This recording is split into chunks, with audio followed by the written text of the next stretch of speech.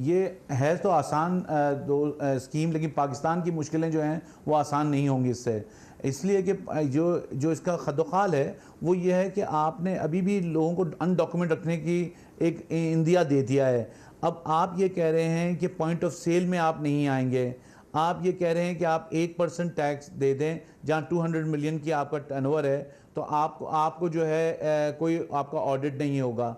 Issue ये है कि अगर ये चीज़ें अमल हो जाएं इस पे, तो उसमें एफबीआई का इंटरवेंशन कम हो जाए तो ठीक है, एक उनके लिए कंप्लायंस और एक वो चीज़ें कम हो जाएंगी।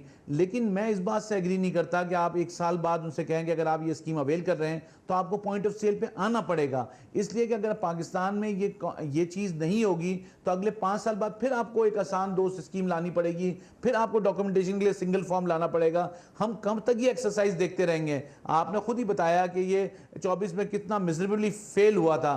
तो ये जो डॉक्यूमेंट ना करने की टेंडेंसी है, इसकी वजह से ये जो है सारा मसला है और ये गैप है।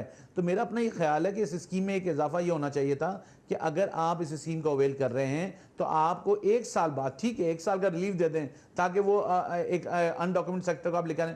1 साल बाद आपको पॉइंट ऑफ सेल पे रजिस्टर होना पड़ेगा। फिर आपको देखें नजर आएगा कि कितनी सेल्स का फर्क है, कितनी चीजें हैं। और यहाँ पे इन्होंने पेनल्टी भी बहुत कम की है, ऑल्दो इन्होंने रेट भी बहुत अच्छा किया है। लेकिन एक तो एफबीआई का इंटरवेंशन कम होना चाहिए, वो इन्होंने कहा है कि मार्केट के साथ मिलकर उसको मीडिएशन करेंगे। उसकी अच्छी बात है अगर कर सकें इसको मीडिएशन, लेकिन कहीं पे कंसीलमेंट होगी, कहीं पे एसेट बिल्कुल दिखाया नहीं होगा, तो उसमें मीडिएशन कैसे होगी, ये एक सवालिया निशान रहेगा।